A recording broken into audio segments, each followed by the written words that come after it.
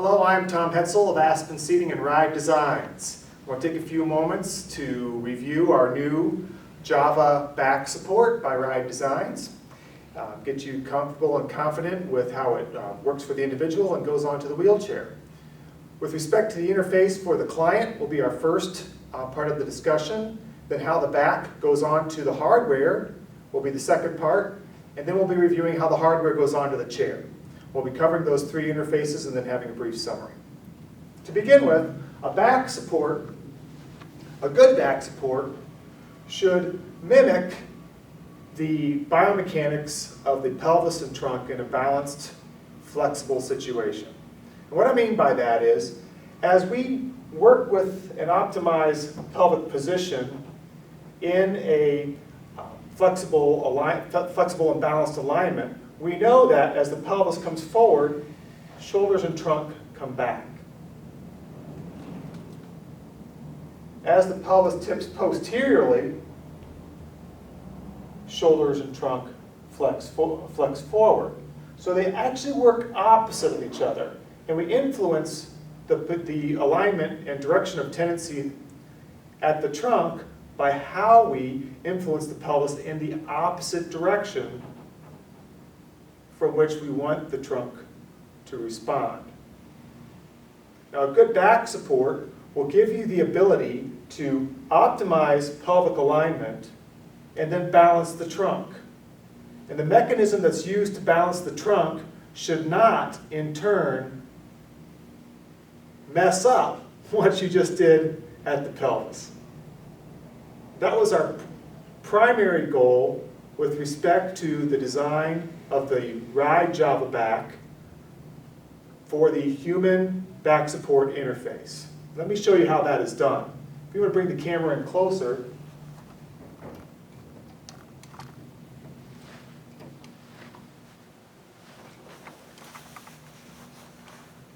the key to achieving that goal of optimizing pelvis and then balancing the trunk is in how the back pivots around its axis for seat to back angle.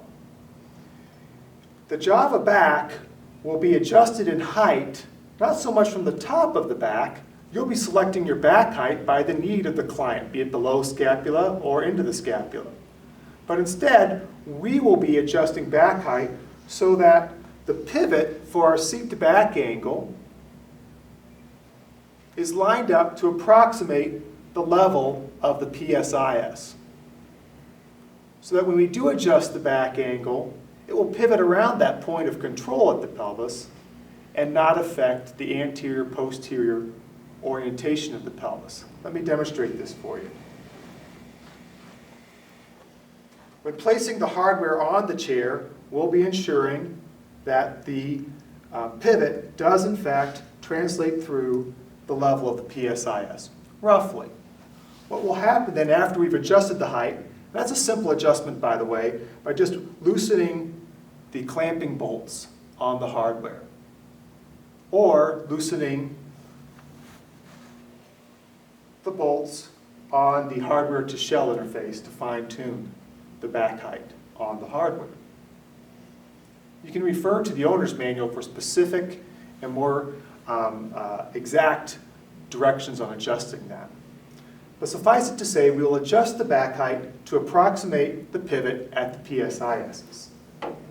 Once that is done, we can then adjust back angle. Now, when I move the back through its 20 degrees of range of back angle, that's 5 degrees forward, 15 degrees posterior, what we don't want to see as I move the back through its range is movement at the pelvis, or very little, if any, movement. So the idea is I can close the back angle, or I can open the back angle. And what you'll see is 20 degrees of range and virtually no movement at the pelvis. So, back height to approximate the PSIS, lock that down. It's an independent adjustment. Then, back angle to balance the trunk. Again, another independent adjustment. all adjustments for the back can be done independently. Back height, back angle, and seat depth, which we'll demonstrate later. Now, let's say that we have optimized the pelvic alignment and we need to really open up the seat to back angle to accommodate maybe a mild kyphosis. What happens then is if I have a set pivot on my back support, as other back supports do, everything above this pivot, when I open the seat to back angle, has the top of the back going backwards. If my shell extends below that pivot, when I open my seat to back angle, everything below that pivot moves forward. This is not good, as it will cause increased pressures at the sacral area, posterior lateral buttocks contours, and push the person forward in the chair, sacrificing seat depth and proper support. So what we've done is we've eliminated the shell from that pivot down. And instead of having a shell, we have a flexible interface below the pivot.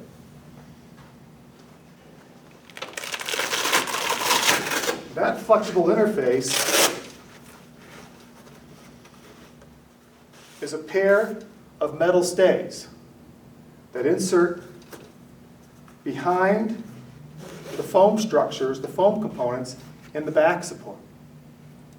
So, essentially, what you will do is, again, adjust back height to get the pivot where it needs to be.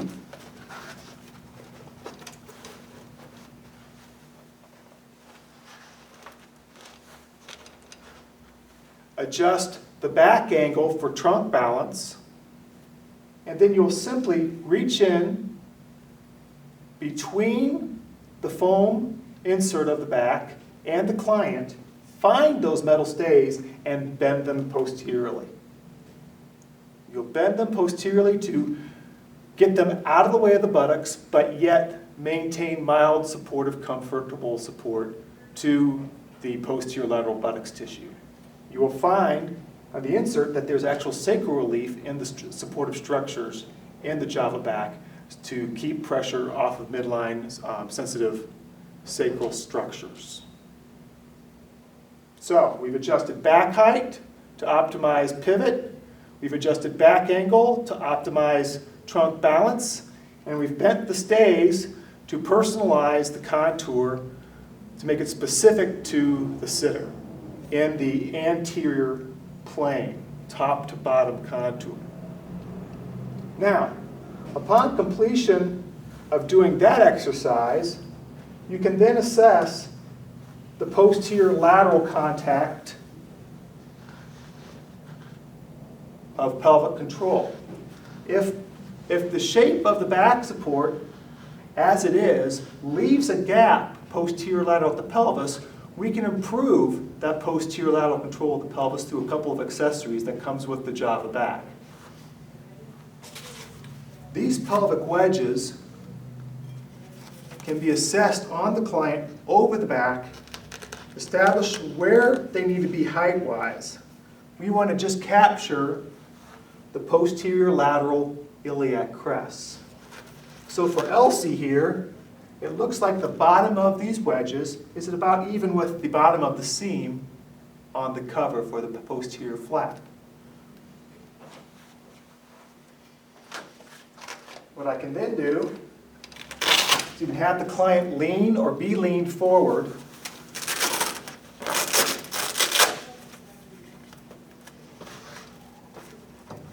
I can take my pelvic wedges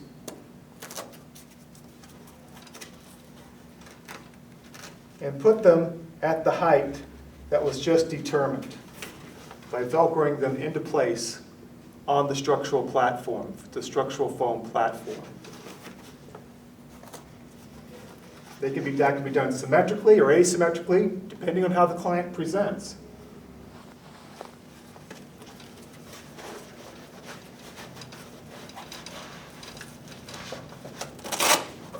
And then refasten the cover.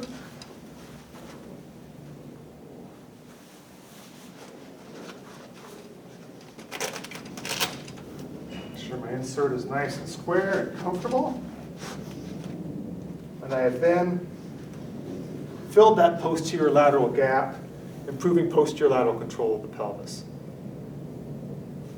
In addition to improvements in posterior lateral control of the pelvis, coming soon will be a variety of 3 different size, rigid lateral trunk supports that can be configured in symmetry or asymmetry. So, in review of the human to back support interface, we've got a biomechanically correctly designed back support that you optimize pelvis, balance trunk. When you balance the trunk, you don't mess up what you just did at your pelvis. Once that relationship is established, we bend the stays to personalize the contact around the posterior lateral gluteal tissue, and we can accessorize to personalize the control posterior lateral iliac crest. Very simple, very quick. The next goal we had was to provide a simple, effective, safe, and consistent mechanism by which the back attaches to its mounting hardware. To accomplish that, we created a very simple release mechanism. This is a one-hand mechanism that can be accomplished by somebody even with a degree of impairment of upper extremity function, such as a person with tetraplegia who only has wrist extension, can come in, hit the release buttons, and lift the back out of the chair. The target for replacement of the back support is pretty wide. So even with impaired function, it's fairly easy to land the back where it needs to be and get the back into place.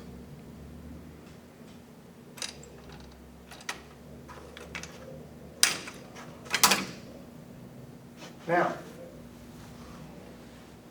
when you take a closer look, we'll zoom in on this a little bit here.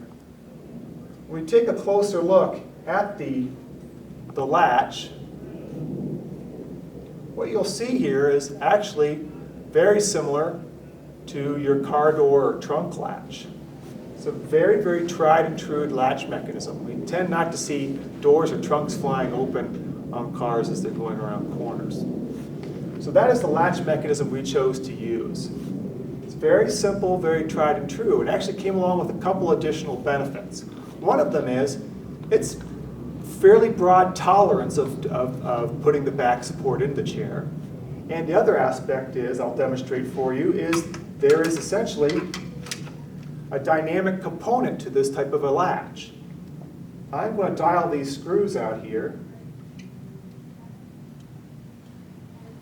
These screws, when I dial those out, will allow the back about, 3 degrees or so of dynamic, spring-loaded, resisted movement. Our initial testers and users of the Java back have virtually all enjoyed that dynamic movement. But in the event that that dynamic movement is not desirable, it can be reduced or eliminated by how you dial in these screws. If you bottom those out, the dynamic component is no longer present. Okay, so we've got a broad target, easy in and out, one-hand operation with a dynamic component. Okay, the next thing we need to do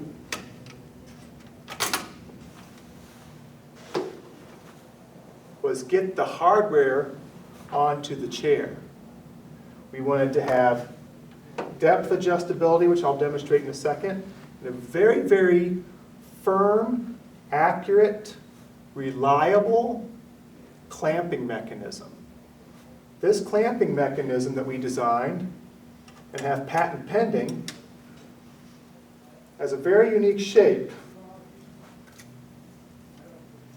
that allows the clamping mechanism to clamp firmly around 3/4 inch, 7/8, and 1 inch tubing back canes without the use of any accessories. Can you see that shape? Okay. So this shape here. The only thing that will change is when you go down to your small 3/4 inch diameter back cane, you will just use a shorter screw, which is included with the Ride Java back. So you simply place the back. You'll either have the screws out and then place them in, or in this situation without push handles, I can just slide it right onto the back cane. I want to make sure it's reasonably level, reasonably square.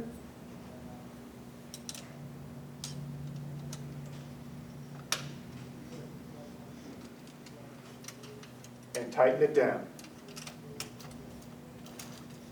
The pivot for the clamping mechanism is on the front side of the cane. The bolt is on the back side of the cane. The clamping power created by this shape and this configuration is tremendous. You'll be able to tighten this down with reasonable strength and have a back hardware to wheelchair interface that's not going to move or rotate. So not only do we have an open tolerance for targeting the back into the hardware, we also have a bomb-proof mechanism that makes sure that that orientation of the hardware remains in place. Nothing more frustrating for a user than to bump their hardware out of alignment, getting it in and out of their car, and find out because of that they can't get their back on and off the chair, leaving them in a bit of a predicament, no doubt. So we've tried to remedy that. Another issue that may occur, as you can see with this particular wheelchair, is I've got 3/4 inch back cane telescoping into 1 inch back cane. And we had found that occasionally the bottom clamp needs to go on the 1 inch and the top clamp on the 3/4 inch. In that event, a small set screw is used. Before you put the hardware on, a small set screw is placed in this hole, dialed in all the way to create a spacer that keeps the hardware vertical and in alignment when you're clamping around those two different diameters. Again, the owner's manual outlines that more specifically. So a very, very secure clamping mechanism that works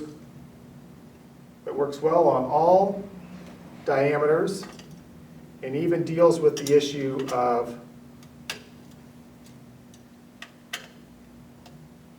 different diameter tubing configurations, telescoping into one another.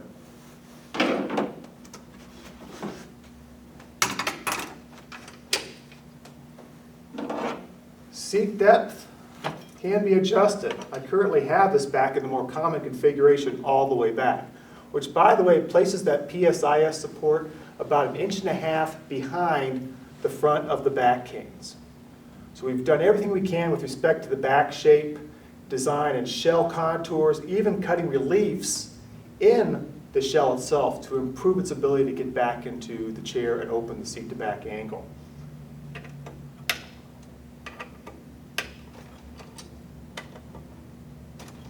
If seat depth needs to be altered, it's just 4 simple screws.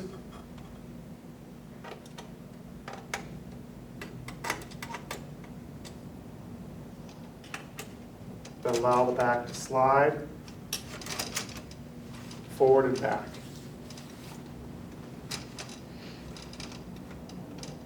Again, notice that all of the adjustments that I have done with respect to orientation of this back and the parameters of height, depth, and angle can be done independently. So you're never in that situation where you've got hardware loose and you're trying to balance a client and control all of those parameters simultaneously, which is, we feel, a weakness of many of the current competitive back hardware designs. The full carrying weight of the regular height Java back is just under 4.5 pounds. The carrying weight is only about 3.4 pounds. The back is very light, it's got an aluminum shell, and it's not a whole lot of shell there. So that keeps the weight down. Our initial launch of the back will include the regular, the Java regular, which is on the back heights from 15 to 20 wide, a 14 tall back from top to bottom. Then we'll also have the tall, which is 4 inches taller. We're doing every width from 12 inches wide up to 20 inches wide in our initial launch of both the regular and the tall. Additional mechanism that we have in place is you will see the mounting of this plate onto the shell of the back support has adjustability. This allows the 15 through 20 inch wide back supports to be adjusted to fit chairs plus or minus 1 inch of the optimally configured back. What I mean by that is this 16 inch back can be stretched to fit a 17 wide chair or shrunk to fit a 15 wide chair. So you can address discrepancies in hip width and trunk width by dialing in a back width that's appropriate for the client if the hip width differs. I hope that is clear. We recommend for the Java pairings being the ride forward cushion, which is a great skin and positioning cushion. If there's a greater necessity for more rigid or accurate support and complete offloading of bony prominences for skin protection, we then recommend the ride custom cushion. The ride Java back will pair excellently with other manufacturers' cushions as well, but may cause a bitter aftertaste. Appreciate your time, appreciate your referrals, and your orders for the ride Java back support. Thank you very much.